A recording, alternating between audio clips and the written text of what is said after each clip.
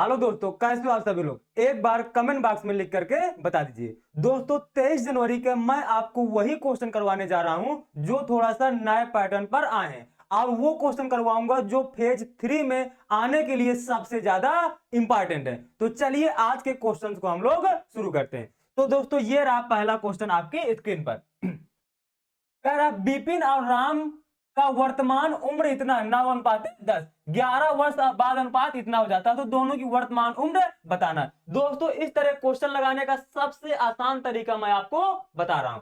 यहां पर दोस्तों लिख लिया मैंने बिपिन, और यहां पर दोस्तों मैंने लिख लिया राम। अब देखिए बिपिन और वर्तमान आयु का अनुपात कितना है, 9:10। ये दोस्तों क्या है, इनकी वर्तमान आयु का अनुपात है। अब दोस्तों 11 वर्ष बाद, कितने वर्ष बाद दोस्तों, 11 वर्ष बाद इनकी आयु का अनुपात कितना हो जाता है, 9:10। इनकी आयु का अनुपात हो जाता है। दोस्तों इससे पहले मैं आपसे एक बात पूछ रहा हूं, वो बात मुझे आप क्लियर कर दीजिए। जैसे मैंने कहा, मान लिया कि इस टाइम पर आपके पापा की उम्र है 40 साल और आपकी उम्र है 25 साल। ठीक दोस्तों, तो यहां पर अभी आपके पापा और आपके उम्र में कितने का अंतर है, 15 साल की उम्र का अंतर है। आपके पापा 40 के हैं और आप 25 के हैं। मैंने पूछा 10 साल बाद, तो 10 साल बाद आपके पापा कितने हो जाएंगे दोस्तों, 50 के, और 10 साल बाद आप कितने के हो जाएंगे, 35 के। तो अभी भी देखिए दोस्तों एज का डिफरेंस कितना है, 15। आपके पापा 50 के, आप 35 के, डिफरेंस कितने का है, 15 साल का। इसके पहले की बात कर लेते हैं। मैंने कहा आपके पापा 5 साल पहले कितने के रहे होंगे, तो 5 साल पहले 35 के रहे होंगे, और 5 साल पहले आप कितने के रहे होंगे, तो 5 साल पहले आप 20 के रहे होंगे, क्योंकि इस टाइम पर आप 25 के हैं, तो 5 साल पहले 20 के रहे होंगे। अभी भी इन दोनों का डिफरेंस निकालिए, कितना आएगा दोस्तों, 15। तो मेरे समझाने का बस इतना सा मतलब था ये कि दोस्तों जो एज का डिफरेंस होता है वो हमेशा हमेशा इक्वल होता है, चाहे आप पहले निकालें या बाद निकालें या वर्तमान की बात करें, एज का डिफरेंस हमेशा और हमेशा बराबर होगा। तो बस दोस्तों यही वाला लॉजिक यहां पर यूज करना है। तो चलिए अब इस क्वेश्चन की इसी लॉजिक से हम लोग लगाते हैं।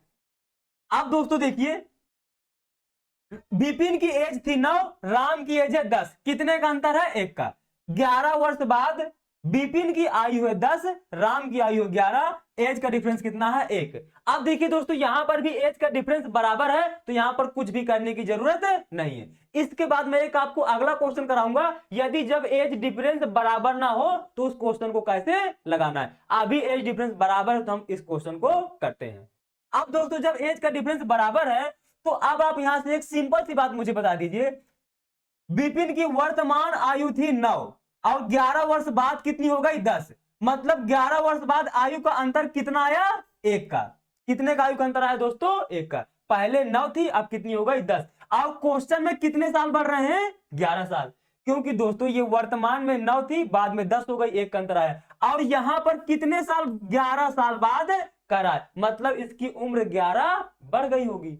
तो 1 का मान दोस्तों कितना आ गया, 11 आ गया। दोस्तों इस बात को आप भी आराम से सोच सकते हैं कि 11 साल बाद आपकी उम्र कितनी बढ़ जाएगी, 11 साल ही तो बढ़ जाएगी। या दोस्तों यहां से आपको नहीं समझ में आ रहा था, तो जैसे यहां से भी आप इसको कर सकते हैं। पहले उम्र कितनी थी, 10, बाद में कितनी हो गई, 11, 1 का अंतर है। और यहां पर क्वेश्चन में कितने का अंतर दिया है, 11 का। तो इसका मतलब होगा दोस्तों 1 का मान किसके बराबर दिया है, 11 के बराबर दिया है। यदि 1 का मान 11 के बराबर दिया है, मुझे वर्तमान आयु बताना है, तो विपिन की वर्तमान आयु दोस्तों कितनी है, 9, और 1 का मान है 11, तो 9 का मान कितना हो जाएगा, 99। तो विपिन की आयु आ गई 99। ऐसे दोस्तों राम की आयु कितनी है, 10, और 1 का मान कितना है, 11, तो 10 का मान कितना हो जाएगा, 110। तो यही दोस्तों हम लोगों का आंसर हो गया। चलिए दोस्तों चलते हैं अपने अगले क्वेश्चन पर। दोस्तों ये रहा आपका अगला क्वेश्चन। मैंने यहां पर दोस्तों मैंने लिख लिया, ये वर्तमान है, ये पहले वाली है, और यहां पर दोस्तों मैंने लिख लिया बाद वाली। दोस्तों कह रहा है 5 वर्ष पहले राम और श्याम की आयु का अनुपात दिया है। मान लिया यहां पर राम है और यहां पर दोस्तों ये क्या है, श्याम है। कितना आयु का अनुपात इनका दिया है, 3:1 का अनुपात दिया गया है। कितना, 5 साल पहले। अब दोस्तों 5 साल बाद कितना दिया गया है, 5 वर्ष बाद कितना दिया गया है, ये वहां पर वर्ष है, कितना दिया गया है दोस्तों, 2:1। अब दोस्तों यहां से हम लोग डिफरेंस निकालते हैं। राम की आयु है 3, श्याम की आयु है 1, डिफरेंस कितने का आया दोस्तों, 2 का। यहां पर राम की आयु है 2 और श्याम की आयु है 1, डिफरेंस कितने का आया, 1 का। अब देखिए दोस्तों यहां पर अभी डिफरेंस बराबर नहीं है, यहां पर डिफरेंस है 2 और यहां पर डिफरेंस 1। अब मैंने आपको बता रखा है कि डिफरेंस हमेशा क्या होता है, एज का बराबर, तो इसको मुझे बराबर करना पड़ेगा। तो यहां पर मैंने कितने का मल्टीप्लाई करा दिया, 2 का, सॉरी, तो यहां पर भी 2 हो गई, यहां पर भी 2 हो गई। अब दोस्तों यदि मैंने यहां पर 2 का मल्टीप्लाई कराया तो मुझे यहां पर भी 2 का मल्टीप्लाई करवाना पड़ेगा। अब दोस्तों देखो एज का डिफरेंस बराबर हो गया, मतलब मेरा क्वेश्चन भी सॉल्व हो गया। अब राम की आयु 5 साल पहले कितनी थी, 3, 5 साल बाद कितनी है राम की आयु, 4। तो दोस्तों कितने का अंतर है, 10 साल बाद 1 का अंतर है, क्योंकि 5 साल पहले कितनी थी 3, 5 साल बाद कितनी आ गई, 4। तो दोस्तों 5 साल पहले और 5 साल बाद मतलब 10 साल। कैसे दोस्तों डिफरेंस पता चलेगा, देखिए जैसे मान लो मैंने कह दिया वर्तमान आयु आपकी है 20 और मैंने कहा 5 साल पहले, तो 5 साल पहले कितनी रही होगी आपकी 15, 5 साल बाद आपकी एज कितनी हो जाएगी 25। तो ये 5 साल पहले और 5 साल बाद में कितने का दोस्तों अंतर है, 10 का। तो यही क्या कहते हैं, तो 1 का मान दोस्तों कितना आ जाएगा, 10, 1 का मान 10 आ गया। अब हमें दोस्तों क्या बताना था, हमें यहां पर उनकी वर्तमान आयु का योग बताना था। क्या बताना दोस्तों, वर्तमान आयु का योग ज्ञात करें। दोस्तों यहां पर योग नहीं होगा, यहां पर होगा वर्तमान आयु ज्ञात करें। क्या दोस्तों, उनकी वर्तमान आयु ज्ञात करो, ये क्वेश्चन है। अब दोस्तों वर्तमान आयु मतलब मुझे ये वाली आयु बताना है। तो दोस्तों चाहे यहां पर रख दिए चाहे यहां पर, दोनों से आंसर आ जाएगा। अब देखिए जैसे 1 का मान 10 आ गया तो 4 का मान दोस्तों कितना आ जाएगा, 40, 2 का मान कितना आ जाएगा दोस्तों 20। अब देखिए 5 साल बाद की है, मुझे वर्तमान बताना है, तो 5 साल बाद यदि 40 थी तो 5 साल पहले कितनी रही होगी, 35 रही होगी। ये 5 साल पहले कितनी, 5 साल बाद कितनी थी 20, तो 5 साल पहले कितनी रही होगी 15, तो उनकी वर्तमान आयु कितनी आ जाएगी 35 और 15, मतलब ए पार्ट हम लोगों का आंसर हो जाएगा। बस दोस्तों इस क्वेश्चन को ऐसे करना था। चलिए दोस्तों अपने अगले क्वेश्चन में चलते हैं। दोस्तों यदि वीडियो अच्छा लग रहा तो चैनल को सब्सक्राइब कर लीजिए, वीडियो को लाइक करिए और दोस्तों के साथ शेयर करना ना भूलिएगा। अब दोस्तों देखिए ये भी आपका क्वेश्चन आया था, मैंने मान लिया एक संख्या ए है दूसरी संख्या बी है। अब देखिए दोस्तों इन दोनों संख्याओं का योग कितना दिया गया है, 75 दिया गया है। इनके वर्गों मतलब ए स्क्वायर और बी स्क्वायर, अंतर बोला है तो अंतर कर दिया, कितना दिया है अंतर, 300 दिया है। अब दोस्तों ये तो आपको फार्मूला पता होता है, ए स्क्वायर माइनस बी स्क्वायर क्या होता है, एक ब्रैकेट में ए प्लस बी और एक में ए माइनस बी। ये कितना दोस्तों दिया है, 300 दिया है। अब आपको ए प्लस बी का मान पता है, कितना पता है 75, और ये ब्रैकेट में ए माइनस बी दोस्तों कितना हो जाएगा 300। इसलिए इधर गुणे में इधर भाग में चला जाएगा, तो ए माइनस बी बराबर दोस्तों कितना हो जाएगा 300 बटे 75, 75 का 75, 75 चौको 300, तो a माइनस बी का दोस्तों मान कितना आ गया 4, और हमें इन्हीं दोनों का अंतर बताना था, तो यही हम लोग क्या हो गया दोस्तों आंसर। तो इस तरह का भी क्वेश्चन आपके एग्जाम में पूछा गया है। चलिए दोस्तों चलते हैं अपने अगले क्वेश्चन पर। अब देखिए दोस्तों ये क्वेश्चन मैंने आपको पहले भी करा रखा है, जो मेरा 60 वीडियो है परसेंटेज वाला, मैंने उसमें आपको ये वाला बिल्कुल सेम क्वेश्चन ऐसे ही कबूतर और खरगोश वाला कराया था। और देखिए यही क्वेश्चन आपके यहां पर खाली मुर्गी और घोड़े कह दिया है, बाकी पूरा क्वेश्चन सेम है। तो चलिए इस क्वेश्चन को हम लोग करते हैं। देखो इस क्वेश्चन करने का तरीका क्या है दोस्तों, कितने सिर दिए हैं 40, यहां पर दोस्तों क्या है ये मुर्गी और यहां पर क्या है दोस्तों ये घोड़े। मुर्गी के दोस्तों कितने पैर होते हैं 2 और घोड़े कितने पैर होते हैं 4, तो ये मैंने लिख लिया। अब दोस्तों मुझे मुर्गी और घोड़े दोनों के पैर सबसे पहले बराबर करना है। तो मैंने क्वेश्चन सॉल्व करने के लिए मैंने मान लिया कि मुर्गी के पैर भी कितने हैं 4, मैंने मान लिया कि मुर्गी के पैर भी हैं कितने 4। तो दोस्तों मैंने कितने इसके पैर ज्यादा मान लिए, मैंने 2 पैर इसके ज्यादा मान लिए। अब दोस्तों मैंने मान लिया मुर्गी के भी 4 पैर हैं और घोड़े के भी 4 पैर हैं, और दोस्तों जानवर कितने हैं 40, 40 सिर है, इसका मतलब 40 जानवर हैं। तो दोस्तों यदि 40 जानवर हैं और एक के कितने पैर हैं 4, तो टोटल कितने पैर रहे होंगे दोस्तों 160 रहे होंगे। जबकि क्वेश्चन में मुझे कितने पैर दिए गए हैं, मुझे क्वेश्चन में 100 पैर दिए गए हैं, तो मैंने यहां पर 100 लिख लिया, मैंने घटा दिया, कितना आया दोस्तों 60। क्वेश्चन में 100 पैर दिए गए थे, मेरे पैर आए 160, मतलब मेरे कितने पैर ज्यादा आ गए, मेरे 60 पैर ज्यादा आ गए। और दोस्तों ये 60 पैर ज्यादा क्यों आए होंगे, ये आप बिल्कुल आसानी से बता सकते हैं। क्योंकि दोस्तों मुर्गी के पैर कितने होते हैं, 2, मैंने कितने माने, 4, मतलब मैंने एक मुर्गी में 2 पैर ज्यादा मान लिया। मैंने माना था 4, मुर्गी के पैर होते हैं 2, तो मतलब मैंने एक मुर्गी में 2 पैर ज्यादा मान लिए। और पैर ज्यादा आए कितने, 60, तो एक मुर्गी में दोस्तों 2 पैर ज्यादा आए, तो 60 पैर ज्यादा कितनी मुर्गियों के रहे होंगे, तो आप आसानी से बता सकते हैं कि 30 मुर्गियों के रहे होंगे। तो इसको 2 से भाग दे देंगे तो कितना आ जाएगा दोस्तों, 30।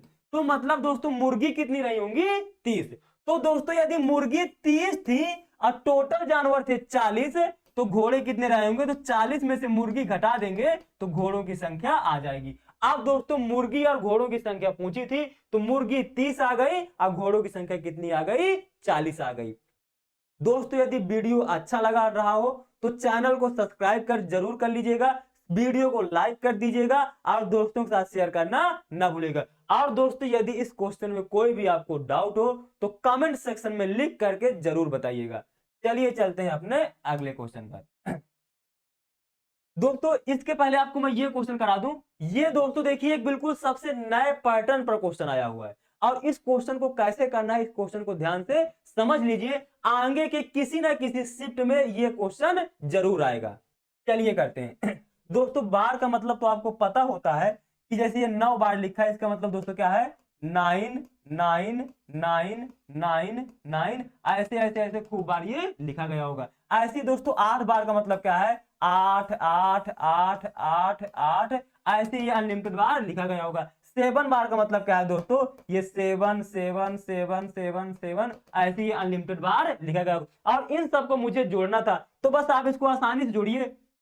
9 8 17 और 17 और 7 26 केरी, 9 8 17 और 17 7 24 केरी, 4 हासिल लगाई 2, ये भी 24 2 26, 24 2 26, 24 2 26, 24 2 26, ऐसे ऐसे जुड़ते आ जाएगा। और 24 2 26 आया, हासिल लगाई 2, तो 2 दोस्तों कितना आ जाएगा, इधर आ जाएगा। तो ये आप लोग ऐसे जोड़ लिए। दोस्तों ये जोड़ समझ में आया ना, कैसे, 17 17 7 24 केरी 4 हासिल लगाई 2, 17 9 8 17 7 24 और हासिल 2 जोड़ दिया 26, फिर ये हासिल लगाई 2, फिर ये आया 24 हासिल लगाई 2 26, फिर ये आया 24 हासिल लगाई 2, ऐसे ऐसे जोड़ लिए। अब यहाँ पर फिर दोस्तों कितना 24 और ये वाला 2 हासिल जोड़ दिया, कितना हो गया 26। और अब जो 2 हासिल बचा, ये 0 0 जोड़े थे 0 और हासिल को जोड़ दिया तो 2 आ गया। अब देखो बार बार 6 6 6 रिपीट हो रहा है। अब दोस्तों आपको यहाँ पर ये डाउट हो रहा होगा कि ये 4 अभी ये कैसे आ रहा है, तो देखिएगा, तो इसको मैं लिख सकता हूं 2.6 की बार। लेकिन आपको ये डाउट आ रहा होगा कि सर ये 4 है, बाकी अभी 6 6, तो आपने इसको 6 बार क्यों लिख दिया। दोस्तों उसका रीजन ये है, यदि यहां पर देखिए, यदि यहां पर मैं 1 9 और लिख लूं, 1 8 और लिख लूं, 1 7 और लिख लूं, तो इसको जोड़िए तो ये कितना हो जाएगा, 9 8 17 7 24, ये कितना हो जाएगा 24। और जो इसका जो 2 हासिल लगा, तो यहां पर भी दोस्तों क्या आ गया, ये 6। तो मतलब जब इसको अनलिमिटेड बार लिखेंगे तो 6 6 6 6 रिपीट होता चला जाएगा, इसलिए इसको 2.6 बार लिख दिया। तो दोस्तों यही आपका आंसर था। तो इस क्वेश्चन को इस तरह आपको लगाना था। अब दोस्तों इसके पिछले वाला हम लोग क्वेश्चन कर लेते हैं। अब दोस्तों देखिए इस क्वेश्चन को कैसे करना था। इस क्वेश्चन को सबसे करने का आसान तरीका है, चोर कितने बजे से चल रहा है, 3 बजे से। चोर कितने बजे चला है, 3 बजे से। मालिक ने कितने बजे चलना स्टार्ट किया, 4 बजे। मतलब चोर 1 घंटा पहले से चल रहा है। और चोर की स्पीड है कितनी, 50 किलोमीटर पर घंटा। मतलब चोर 1 घंटे में 50 किलोमीटर जाता है। और चोर कितनी देर ज्यादा चला, 1 घंटे। तो 1 घंटे में कितनी डिस्टेंस कवर किया होगा, 50। तो जितनी डिस्टेंस ज्यादा होती है उसको ऊपर लिखते हैं। अब दोस्तों इन दोनों की स्पीड कितनी है, इसकी 70 है, इसकी 50 है। तो स्पीड का अंतर कितना है, तो अंतर को हमेशा नीचे लिख देते हैं। तो बस दोस्तों इसको सिंपल सा आपको कर देना था, 50/20 काट दिया दोस्तों, कितना आ गया ये, 2 सही 1/2 घंटे।